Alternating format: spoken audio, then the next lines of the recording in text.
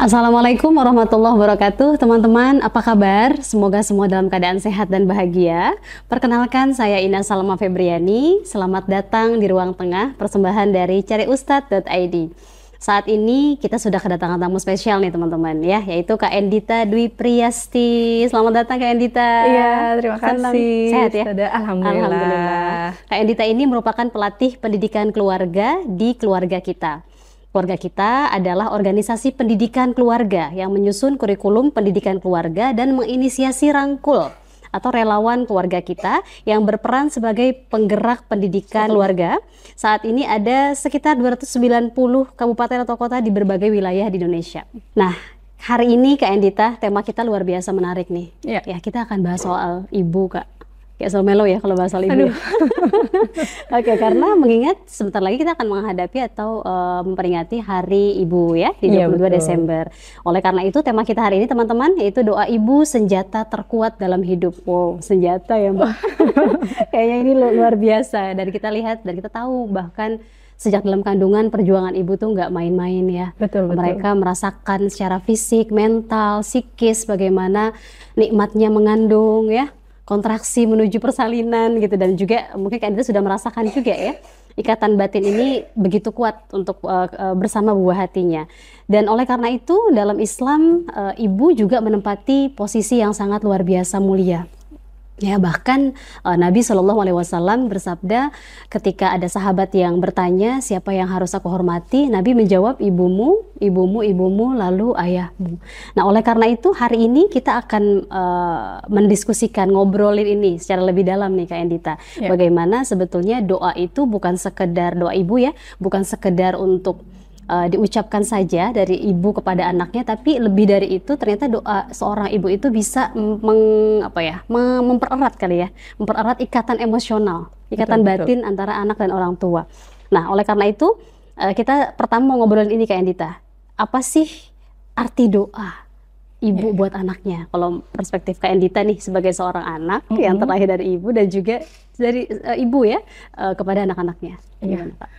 Oke, terima kasih Ustazah. Jadi kalau menurut saya dari pengalaman pribadi gitu ya, sama menjalani hidup sebagai anak dari mama saya, doa itu adalah cinta. Bentuk cinta dari mama saya untuk anak-anaknya, untuk saya gitu ya. Karena saya merasakan gitu, dari pengalaman setiap saya berangkat sekolah atau mau berkegiatan apapun, mama saya tuh selalu menyelipkan doa dalam pesan-pesannya gitu. Ya nak ya, hati-hati ya nak ya, selamat jalan, semoga berkah ilmunya, semoga Allah lindungi, semoga Allah jernihkan pikiran untuk mendapatkan ilmu, seperti itu Kak. Jadi ketika saya mendengar doa dari ibu saya itu, otomatis saya merasakan, oh ternyata mama aku tuh mencintai aku gitu ya, memperhatikan aku gitu. Kemudian saya merasa aman juga gitu ya, mendengar doa dari ibu saya gitu, dari mama saya.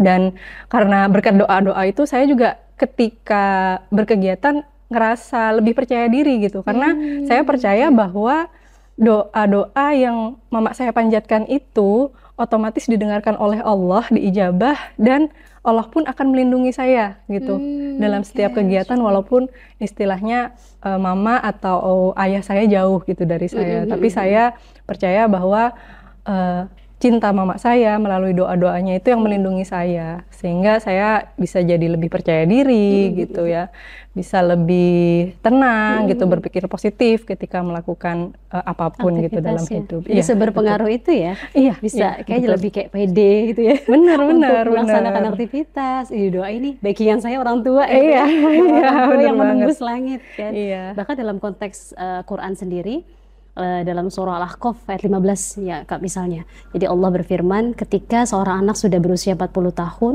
ya konteksnya disebutnya angka ya 40 tahun, maka seorang anak ini harus lebih intens mendoakan orang tuanya ya. Rabbi auzi'ni an ashkura ni'mataka allati an'amta 'alayya, yang artinya bahwa Allah bukan hanya merintahkan seorang anak untuk bakti dalam bentuk material atau finansial ya, tapi juga mendoakan agar dirinya bisa lebih bersyukur.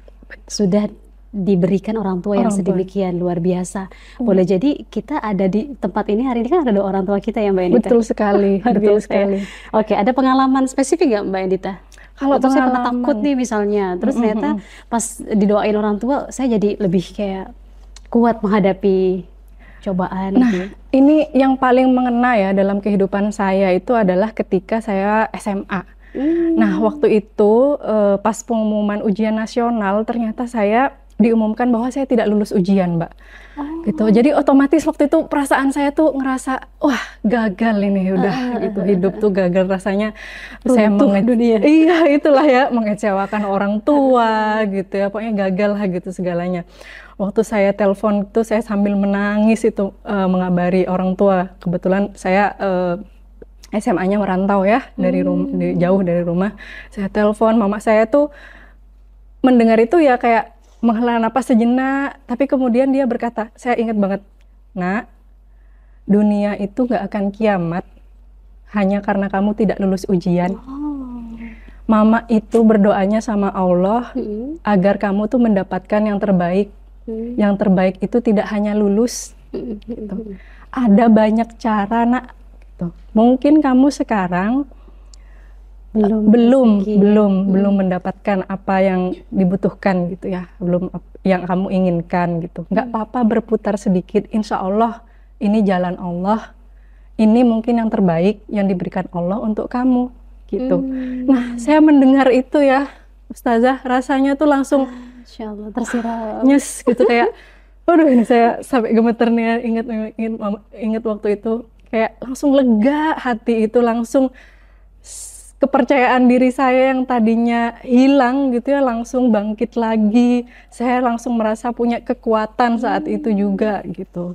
Karena ya Allah betapa orang tua saya khususnya mama itu mencintai saya sedemikian besar ya, sehingga beliau menerima gitu istilahnya kegagalan saya saat itu gitu dan mendukung saya gitu untuk, dan bahkan kayak mengingatkan saya bahwa ini tuh bukan suatu hal yang perlu ditangisi atau disedihkan terus-menerus gitu, bahwa masih ada kesempatan, kita perlu percaya gitu sama Allah gitu, Ketetapan dan Allah, ya. iya dengan ketetapan Allah itu sih kira-kira Luar biasa Mbak, ya, ya. pengalaman yang sangat gitu ya. Kita nggak Iya. kebayang sih kalau nggak lulus ujian kan orang menganggapnya mungkin nilainya jelek gitu Iya, ya. Terus betul, kita betul, nggak bisa lanjutin betul. hidup gitu Iya, ya, nggak dapat iya, perguruan iya. tinggi yang keren misalnya gitu ya. Iya.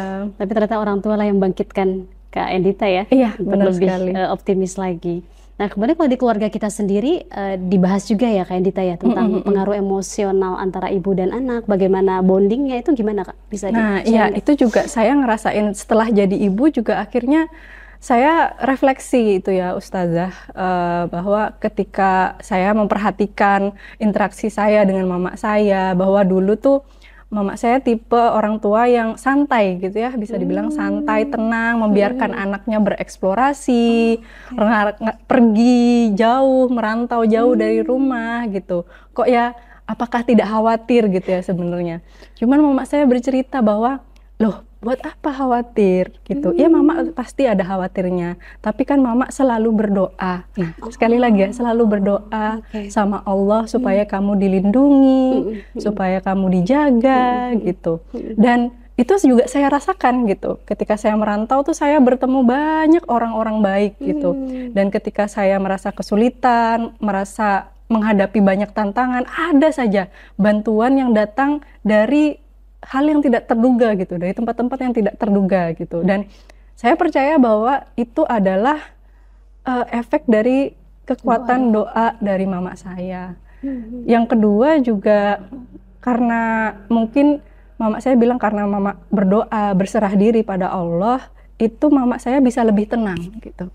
Dan akhirnya saya juga mempraktekkan itu ya setelah menjadi ibu gitu ya. saya berdoa gitu kepada Allah gitu untuk memberi kekuatan bagi saya agar bisa menjadi ibu yang baik untuk anak-anak. Nah, di situ saya bisa merasa lebih tenang gitu. Ketika saya tenang, emosi saya stabil.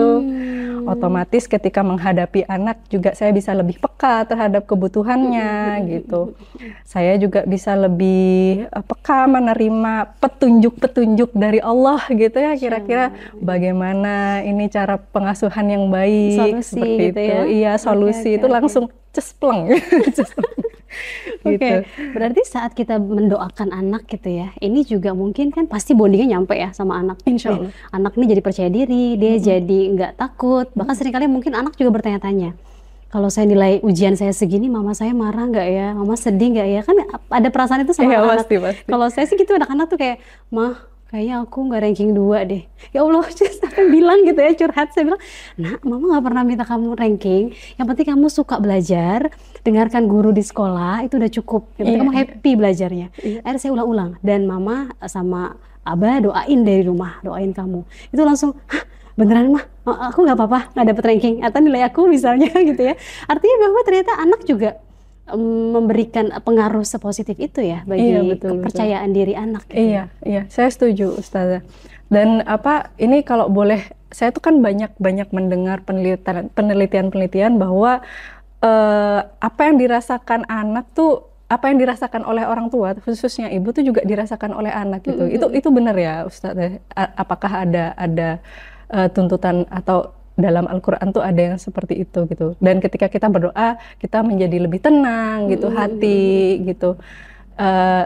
Otomatis kita emosinya juga lebih stabil gitu ya. Itu juga menurut saya mempengaruhi kesehatan mental gitu. Iya, Ibu bahagia, anak bahagia Iya gitu. betul, jangan overthinking mulu berarti gitu ya. Tuh, teman-teman ya, kadang-kadang mungkin kita ada hal yang nggak bisa kita lakukan di luar jangkauan Allah gitu ya. Iya. Kita nggak bisa 24 jam mungkin bersama anak-anak kita Setuju. karena mereka harus sekolah, mereka harus beraktivitas. Disitulah mungkin tawakalnya orang tua diuji ya. Kayak gitu. Iya, benar banget. Dan saya ingat banget kisah Nabi yang memang menceritakan betapa sedihnya seorang ayah kehilangan anak ya. Nabi Yakub kehilangan Nabi Yusuf dan Nabi Yakub hanya bisa berdoa, innama ashku bathi wa huzni ilallah, kata Nabi Yakub, ya Allah, aku sedih banget kehilangan anakku. Ya, aku nangis sampai di riwayat dikatakan bahwa Nabi Yakub sampai buta ya, sampai tunanetra gitu, karena menangisi anaknya. Iya, gitu. betul. Tapi nggak ada yang bisa dilakukan juga selain berdoa. Iya. Nah ini mungkin ya titik temunya kenapa orang tua ini perlu sekali untuk menanamkan nilai-nilai keagamaan juga ya, spiritual kepada anak-anaknya. Lalu di keluarga kita disampaikan nggak sih Mbak, misalnya pentingnya ya pendekatan spiritual atau doa gitu ya, yang juga boleh dilakukan seorang ibu agar lebih bonding sama anaknya. Gimana Mbak? Iya, itu memang kita juga perlu istilahnya komunikasi efektif ya ke anak-anak, memberi contoh gitu, memberi teladan ke anak-anak bahwa kita selalu bersyukur kepada Tuhan melalui doa gitu ya. Ketika apa-apa yang kita lakukan, aktivitas kita berhasil atau tidaknya itu juga dipengaruhi oleh doa. Jadi emang pertama kita harus memberi contoh. Yang kedua, kita juga perlu istilahnya menunjukkan ke anak-anak bahwa ini loh hasil dari doa kita. Misalnya nih, sesederhana anak makannya lahap gitu ya.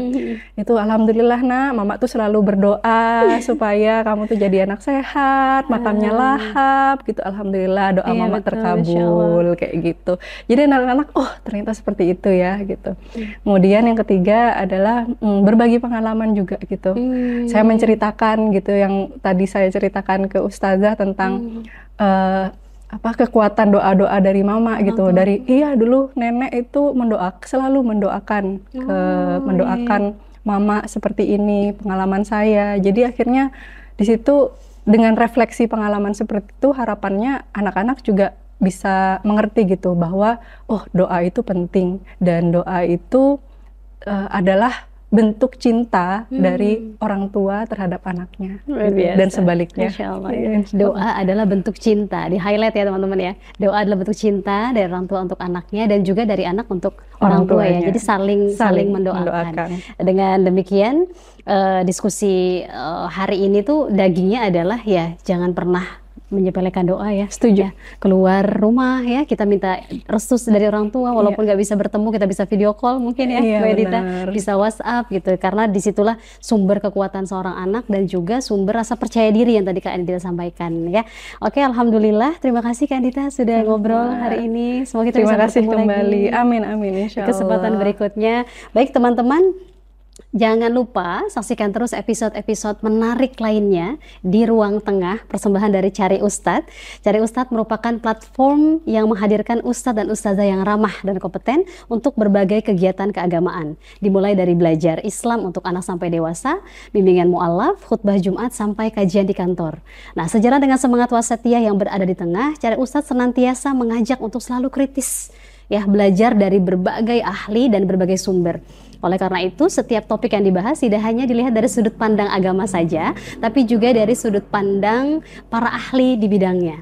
Oleh karena itu, jangan lupa saksikan terus episode berikutnya. Saya Ina Salma Febriani, mohon undur diri. Assalamualaikum warahmatullahi wabarakatuh. Waalaikumsalam warahmatullahi wabarakatuh.